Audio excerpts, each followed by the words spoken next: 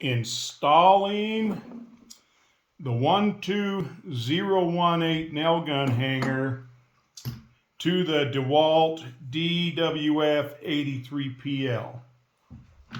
Now I know this comes with this lightweight hanger here that probably will break someday, or you just want to put on a retractable hanger, or you can keep it on and use it as a belt clip. But if you want a retractable hanger, this one fits great.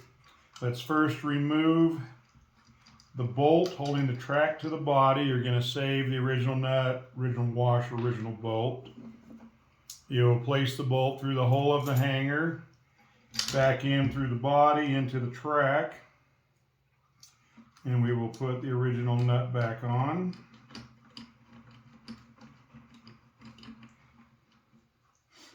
And you'll want to tighten that down.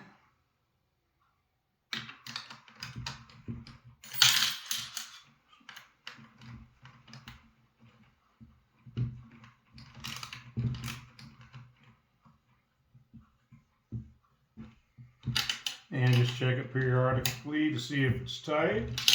But it's just that simple. Now you got a new hanger that folds out of the way on your DeWalt framing nailer.